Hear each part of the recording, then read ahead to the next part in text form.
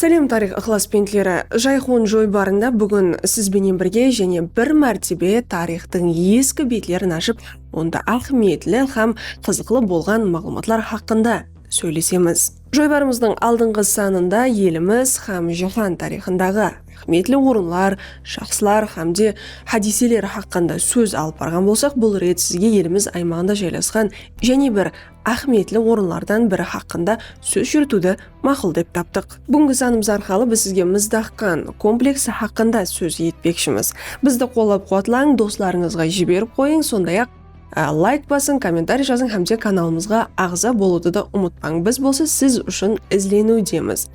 Тарихтың білім суына сүңгуге даяр болсаңыз, біз басладық.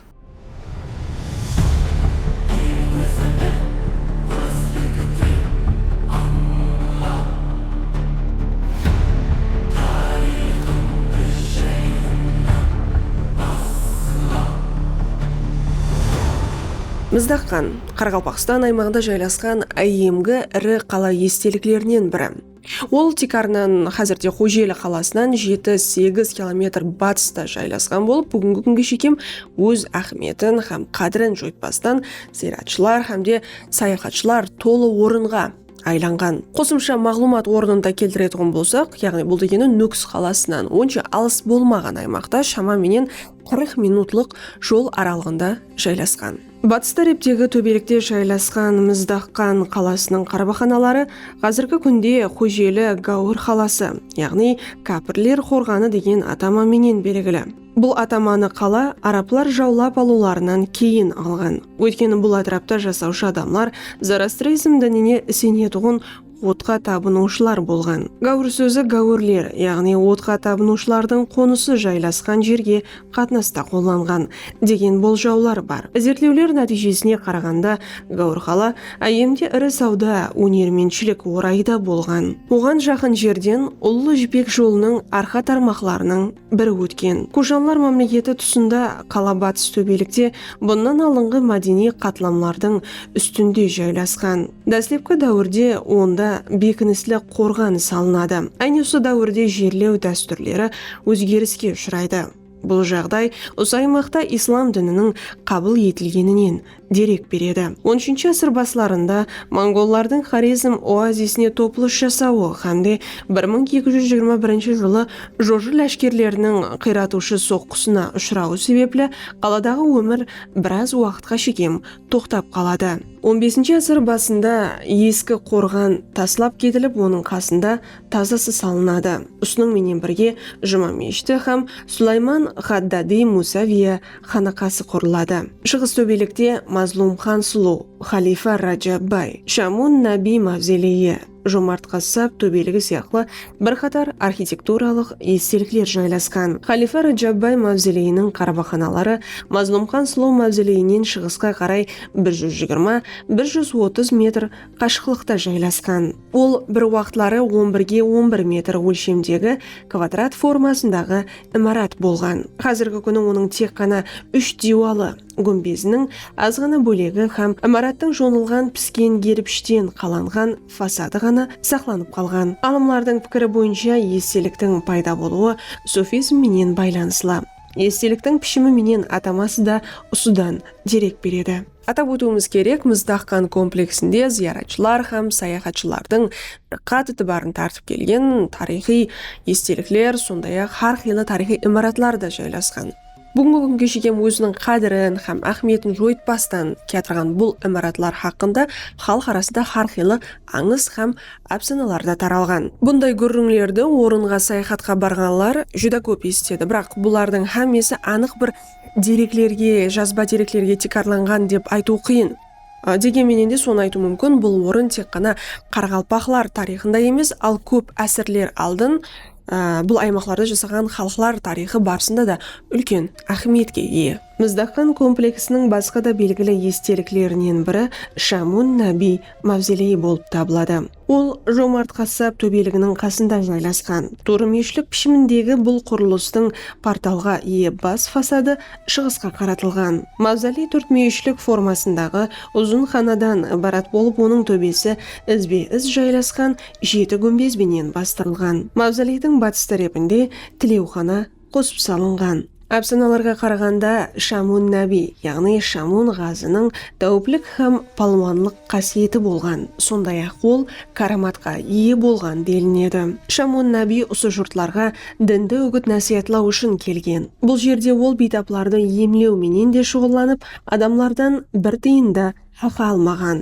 Шамун Наби қазір оның қабірі жайласқан орында жасаған. Тағы бір әпсана Мыздаққан қаласыменен байланыстырылады. Айемде осы жерде Жомарт атлы бір бай кісі жасаған екен. Бір күнлері елде егінлер көгермей қалыпты һәмде Жомарт сол атрапты жасаушыларды таза сойылған көшпенен тәминлеуді өз мойнына алыпты. Жомарт шопанлардың лахи қауендері есапланады. Малларға ылаң тиген кезде шопанлар малларды Жомарт қассап төбелігінің дөңгелегін 7 мәртебе айландырып айдап өтетұғын болған.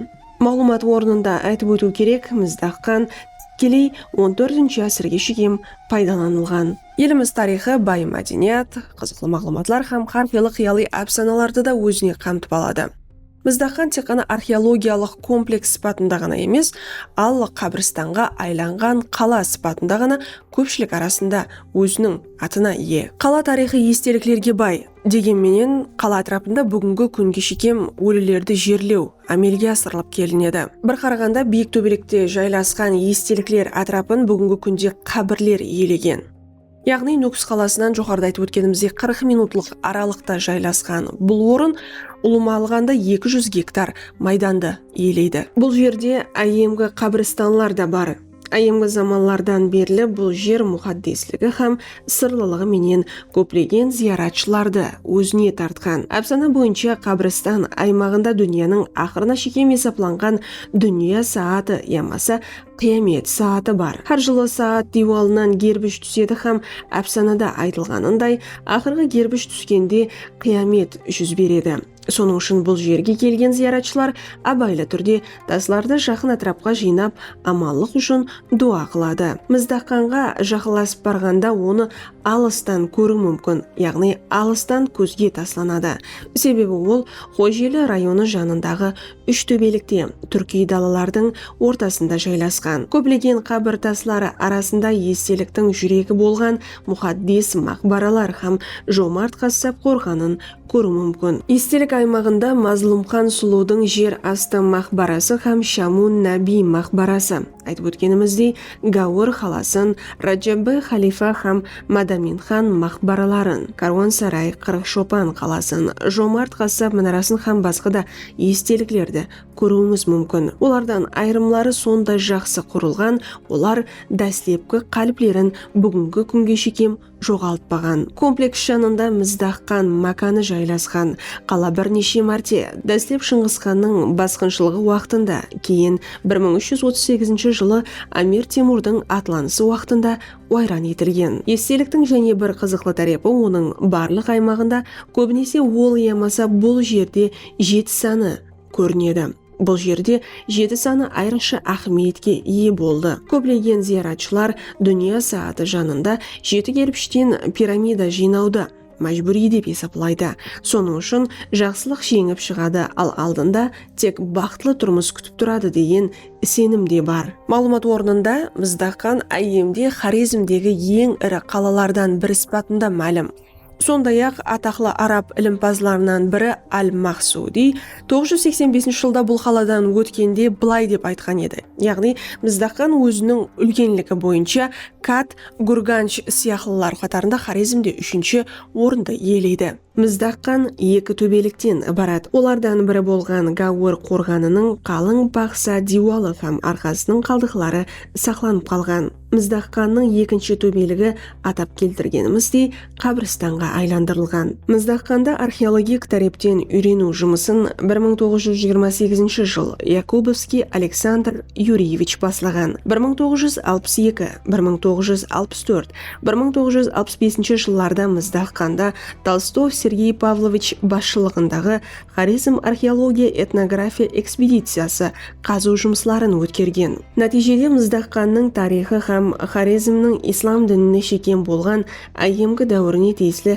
көплеген қымбатлы мағлұматлар алынды. Кейін ала Мыздаққан абадан қалаға айланып атрапында 12 000 тұрар жай қорғанлары жайласқан. Мыздаққандағы әулиеге зардуштилік дініне сыйынған мархумлар асуариларға салып көмілген. Асуариларда рәңбәрең мазмұндағы нақсылар һәм айемгі Хорезм тілінде жазылған жазулар сақланған. Мыздаққан комплексі дәсле 1928 һәм 1929 жылларда рус археологы Александр Якубовский тарепінен үйренілгенін жоғарыда айтып өткен еді. Оны орта асыр мұсылман географларынан Аль-Истахри һәм Аль-Муқаддеси төретпелерінде қайта-қайта тілге алынған Мыздаққан деп аталған айемгі қаламенен байланыстырған. Екінші жаһан ұрысы таусылғаннан кейін Хорезм оазисіндегі археологик естеліктер Москвалы археолог Сергей Толстов басшылығында жаңа сіленген Хорезм археологик экспедициясы тарапынан ұйымластырылған зерттеу бағдарламасына кіргізілді. Мыздаққан 1962, 1964, 1965 жылларда Қарақалпақ мемлекеттік университеті һәм Өзбекстан пәнлер академиясы Қарақалпақстан бөлімі тарих тіл һәм әдебиет институты тарапынан толық үйренілген. Өкінішпенен айтамыз, олардың қазу жұмыслары һәм тиесілі хүжетлері сапасы төмен болған. Кейінірек объект хақында көп қымбатлы мағлұматлар жоғалып кеткен. 1964-1966 жыллар аралығында айемгі Мыздаққанның бүткіл комплексін арнаулы режелі аэрофотосуретке алу жұмыслары алып барылды. Кейінгі зерттеу жұмыслары археолог Вадим Ягодин тарапынан 1960 жыллардың ақыры һәм 1970 жыллардың басларында әмелге асырылған. 1947 жылда Мыздаққанның архитектуралық объектілері Пелявский тарапынан үйренілген. 1959-1966 жылларда мазлумған сұлу реставрациясы жойбарының жұмыслары әмелге асырылу қатынасыменен архитектор Филимонов оны зерттеледі. Онда Мыздаққан әулиесінен 3-8 әсірлерге тиесілі 38 ер адам, 40 хаял һәм 14 жас баланың бас сүйегі табылған. Мыздаққан комплексінде археологик зерттеулер 1985 жылдан 1999 жылға шейін давам етеді. Қазу жұмыслары давамында ассуарилардағы суретлер, айемгі Хорезм тілінде түрлі діни белгілер сәулелендірілген жазулар табылған. Сондай-ақ бірден-бір лайдан ісленген ыдыс бұйымдары бар болған қабір табылды. Еліміз тарихи естеліктерге жүдә бай. Республикамыздың һәр бір аймағында жайласқан бұл орындар тек қана жергілікті емес, ал бүткіл дүния жүзі тарихына байланысты әрқилы қызықты һәм сырлы мағлұматларды өзінде сақлайды. Бүгін біз сөз жүреткен орында өзінің көп әсірлік тарихы менен ашық аспан астындағы музей сипатында инсаният жәмиетіне көп нәрселерді сөзлейді. Егер бүгінгі мағлұматлар сізге қызықлы болған болса, Жайхун каналын тұрақлы бақылап баруды ұмытпаң. Біздердің социалдық тармақтардағы бетлерімізге де ағза болып қойың. Біз сіз үшін ізленудеміз. Кейінгі саналарда көріскенше.